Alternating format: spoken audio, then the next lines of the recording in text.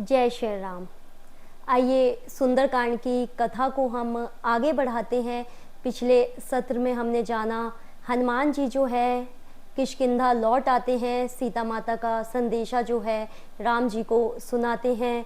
चूड़ामणि जो होती है सीता माता द्वारा दी गई चूड़ामणि राम जी को देते हैं हनुमान जी, और राम जी जो है बेहद प्रसन्न होते हैं और कहते हैं, हे नाथ, हे पुत्र, मैं तुम्हारे इस ऋण से उऋण नहीं हो सकता। बताओ तुम्हें क्या चाहिए। ये तो मेरा हृदय भी नहीं सोच पा रहा कि मैं इस ऋण को कैसे चुकाऊं जो तुमने मेरे लिए कार्य किया है। तब हनुमान जी कहते हैं, बस प्रभु मुझे अपनी अनपायनी भक्ति दे दीजिए, अर्थात ऐसी भक्ति जिसे पाकर और कुछ पाने की चाह ना रहे। तो ये एक भक्त और स्वामी के बीच का हमने संवाद सुना था पिछले सत्र में। अब आइए आगे की कथा को हम आगे बढ़ाते हैं। तब श्री राम जी जो हैं पूरी सेना को बुलाते हैं सुग्रीव जी से कहलवा कर। अब सारी जो सेना है वो इकट्ठी हो जाती है और हर कोई श्री राम जी के जो कमल पद हैं, उनके जो पैर हैं, उनको प्रणाम करते हैं पूरी सेना और जय जयकार करते हैं। फिर आगे क्या होता है आइए सुनते हैं। प्रभुपद पंकज नावई सीसा, गर्जई भालू महाबल केसा। जो सभी जो सेना होती है वो प्रभु के चरण कमलों में शीश नवाती है और गर्जई भालू महाबल कीसा, महाबली जो रीछ है, वानर है, गरज रहे हैं। अब देखिए जो राम जी जो हैं वानर की सारी सेना को देखते हैं और कृपा दृष्टि डालते हैं अपने कमल नेत्रों से। अब यहाँ पर जो है सेना का प्रथम दल बनता है। पहले तो सब दोस्त थे और सेवक थे हनुमान जी। अब यहाँ पर राम जी की जो असली सेना है वो तैयार होती है जब राम जी कहते हैं कि अब हमें चलना चाहिए, लंका की ओर प्रस्थान करना चाहिए। तब सारी सेना जो है इकट्ठी हो जाती है और राम जी के कहने पर सब एकत्रित होकर उनके समक्ष पहुंच जाती है। अब यहाँ पर राम जी के सेना का प्रथम दल का आप वर्णन देखेंगे कि उनकी सेना कितनी ज़्यादा विशाल रूप में है। राम कृपा बल पाई कपिंदा, भय पछजुत मनहु गिरिंदा। अब राम जी की कृपा का बल पाकर मानो ये जो बड़े बड़े वानर हैं, भालू हैं, रीछ हैं, ये मानो पक्षयुत इनमें पर्वत जो है पर्वतों के समान इनमें पंख लग गए हों। राम जी की कृपा का बल पाकर अगर जो भक्ति होती है, अगर वो दिल से होती है, अगर कुछ उसमें स्वार्थ निहित नहीं होता है, तो उस परम भक्त के साथ राम जी जो है प्रभु आपके साथ हमेशा रहते हैं। जैसे ये जो सेना है उनके सिर्फ राम जी के सिर्फ बल के प्रताप से, राम जी के आशीर्वाद से उनमें मानो जो है पर्वतों के पंख आ गए हों, ऐसी सेना तैयार हो गई थी। हर श्री राम तब कीन पयाना, सगुन बहे सुंदर सुबनाना। तब भगवान श्री राम जी जो है पयान करते हैं, मतलब चलते हैं समुद्र की तट की ओर। सगुन भये सुंदर सुबनाना। और जब राम जी चलते हैं तो अच्छे अच्छे शगुन होने लगते हैं राम जी के चलने पर। जासु सकल मंगलमय कीति, तासु पयान सगुन यह नीति। जिनकी मंगलमय कीर्ति है, जिनका यश जो है पूरे ब्रह्मांड में है, जो धरती पर आए हैं मानव रूप लेकर, उनके प्रस्थान पर तो अच्छे शगुन होना तो नीति की ही बात है। प्रभु पयान जाना बैदेही। अब जब राम जी जब प्रस्थान करते हैं तब वहाँ पे सीता माता जी को भी पता चल जाता है कि राम जी जो है आने वाले हैं। अब उन्हें कैसे पता चलता है, तो आप अब इस दोहे से आप जिंदगी भर जान जाएंगे कि शगुन और अपशगुन होता क्या है। जब राम जी चले थे तो सीता माता जी को कैसे पता चला, उनका जब बायां अंग, स्त्री का जब बायां अंग फड़कता है तो समझ लीजिए शगुन की बात है, और पुरुष का दायां अंग फड़कता है तो ये शगुन की बात है। तो सीता माता का वामा अंग फड़क रहा था, बाईं आंख फड़के, बायां हाथ पैर, तो ये सब शगुन की बात है। तो उसमें देखिए तुलसीदास जी की रामायण में यही बताया गया है, प्रभु पयान जाना वैदेही, जैसे प्रभु चलते हैं तो वैदेही, वैदेही मतलब सीता माता जी को भी इसकी खबर लग जाती है। फर की बाम अंग जनु कही देही, जो बायां अंग है उनका वामा अंग फड़कने लगता है। जोई जोई सगुन जानकी होई, जो जो सगुन जानकी जी को हो रहे हैं वो सेम रावण को हो रहे हैं, मतलब रावण का भी वामा अंग फड़क रहा है, जो कि रावण के लिए अपशगुन की बात है। जोई जोई सगुन जानकी होई, असगुन भयउ राम नहीं सोई, और वो जो है अपशगुन का काम कर रहा है रावण के लिए। तो अब जब हम कहीं बाहर जाते हैं, कहते हैं बिल्ली रास्ता काट गई, शगुन अपशगुन हम इसे कहते हैं, जो तुलसीदास जी की रामायण में बताया गया है।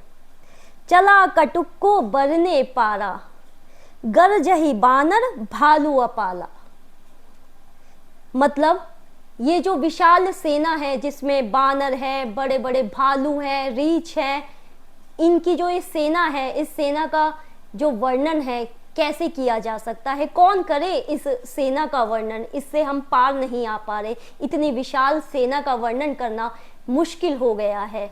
और सारे बानर भालू गरज रहे हैं, आप मन में इमेजिन करिए वो दृश्य कि राम जी की सेना कैसे बनी होगी। तुलसीदास जी ने, बाबा ने कितनी अच्छा इसका वर्णन किया है।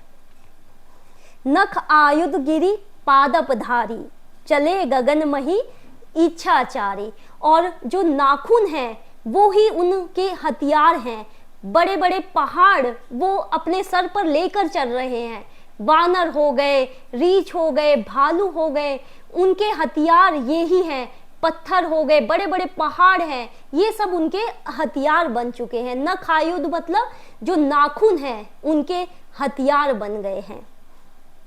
चले गगनमही इच्छाचारी, कुछ तो जो है सेना जो है कई आकाश मार्ग से चल रही है और वृक्षों को उठाए हुए हैं, और जो धरती से भी कुछ चल रही हैं।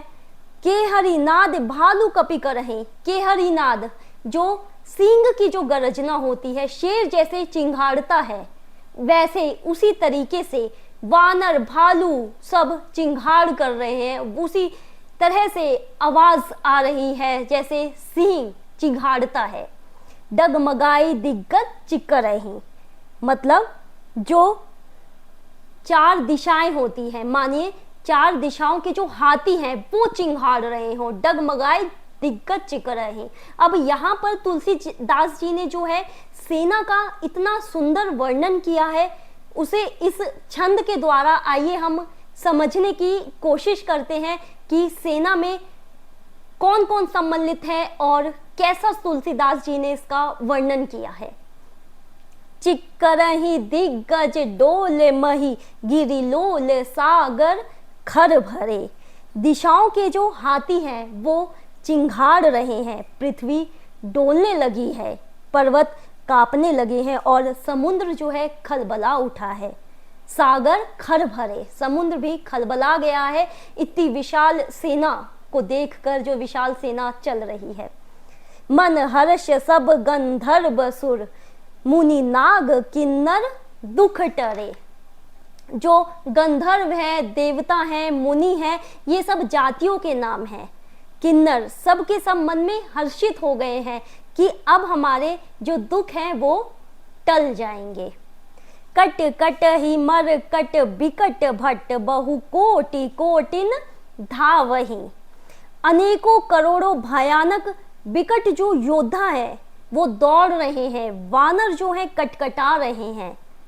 जय राम प्रबल प्रताप, कौशल नाथ गुण गण गावहीं। प्रबल प्रताप वाले कौशलनाथ के गुण का जो सभी वानर जो है जय जयकार कर रहे हैं, जो सब योद्धा हैं वो प्रभु श्री राम का जय जयकार करते हुए चले जा रहे हैं, चले जा रहे हैं। सही सक न भार उदार अहि पति, बारे बार ही मोह ही। परम श्रेष्ठ एवं महान सर्पराज शेष जी भी जो है इस सेना का भार नहीं उठा पा रहे हैं, वो भी खलबला गए हैं, विचलित हो गए हैं, इस सेना के भार से घबरा जा रहे हैं। गह दसन पुनि पुनि कमठ पृष्ठ, कठोर सो किमी सोहहि। अब शेषनाग जी कहते हैं, जैसे कहा जाता है कि धरती जो है शेषनाग के ऊपर है, तो इस सेना को चलते देख के जो शेषनाग जी भी हैं वो भी खलबला गए हैं, भयभीत हो गए हैं।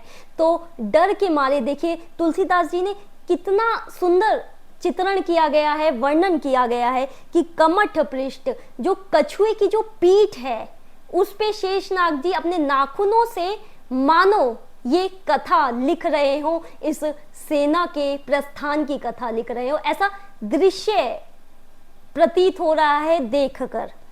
गह दसन पुनि पुनि कमठ पृष्ठ, कठोर सो किमी सोहहि। ये दृश्य कैसा सुशोभित हो रहा है, मानो श्री रामचंद्र जी की जो सुंदर प्रस्थान यात्रा को परम सुहावनी जानकर उसकी अचल पवित्र कथा को सर्पराज शेष जी कच्छप की पीठ पर लिख रहे हो। स्वयं ऐसा लग रहा है श्री राम जी की इस यात्रा को जो सर्पराज जी है वो कछुए की पीठ पर लिख रहे हैं। एही भात एही विधि जाय कृपा निधि, उतरे सागर तीर। और इस प्रकार से यही विधि मतलब इसी विधि से श्री राम जी की जो सारी सेना है वो किनारे पर पहुंच जाती है। अब ये जो छंद है जो सेना का जिसमें वर्णन किया गया है, इसे एक बारी गीत के रूप में गाते हैं, बहुत ही आनंद मिलेगा। चिक्करहि दिग्गज डोले, मही गिरि लोले, सागर खर भरे। मन हर्ष सब गंधर्व, सुर मुनि नाग किन्नर दुख टरे। कट कट ही मर कट बिकट, भट्ट बहु कोटि कोटिन धावहि। जय राम प्रताप जय राम प्रबल प्रताप, कौशल नाथ गुण गण गावहि। सही सक ना भार उदार अहि पति, बारे बार ही मोह ही।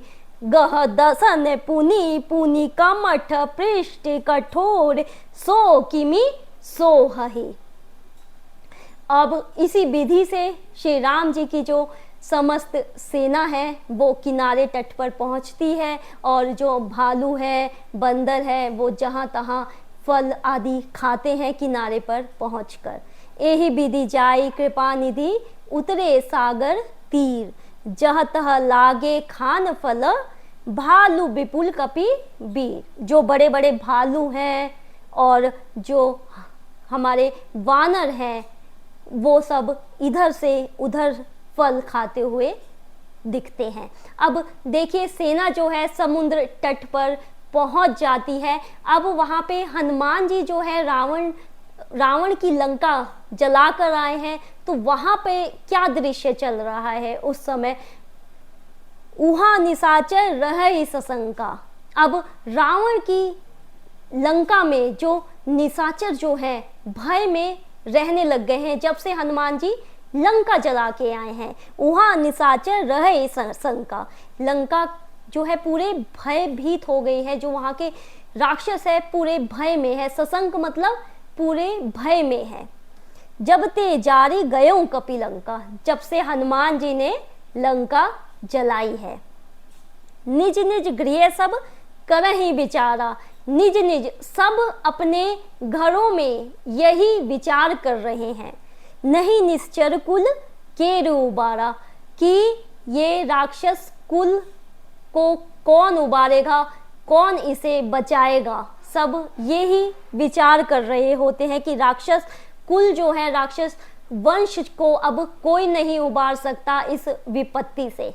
अब वहां पर देखिए कितना भय का माहौल है लंका के अंदर कि सभी अपने घरों में यही बात करते हुए नजर आ रहे हैं।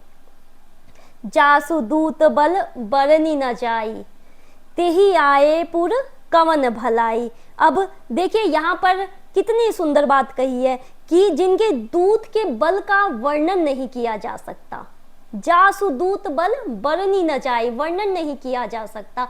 अगर वे स्वयं आ जाएं तो इस नगर की कौन रक्षा करेगा। अगर प्रभु श्री राम स्वयं लंका में आ जाते हैं, उनके दूत ने ये लंका जला दी, अगर वो स्वयं आ जाएं तो हमारी रक्षा कौन करेगा, कौन बचाएगा हमें। ये राक्षस जो है, राक्षस जाति आपस में बात कर रही होती है। दूतिन सन सुनी पुरजन बानी। अब मंदोदरी जो है इन नगर के लोगों की जो वाणी है, बातों को सुनती है अपनी दूतियों के द्वारा, तो बहुत ही ज़्यादा वो बौखला जाती है, घबरा जाती है कि नगर में भय का माहौल हो रखा है।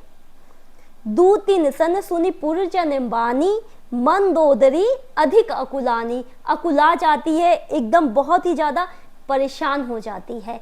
तो अब हम ये अगली जो कथा है उसमें हम सुनेंगे रावण और मंदोदरी का संवाद होगा। विभीषण जी को वहाँ से निकाला जाएगा रावण के द्वारा लंका से, उनके समझाने पर। ये सब कथाएं जो हैं हम अब अगले सत्र में सुनेंगे। तब तक के लिए जय श्री राम।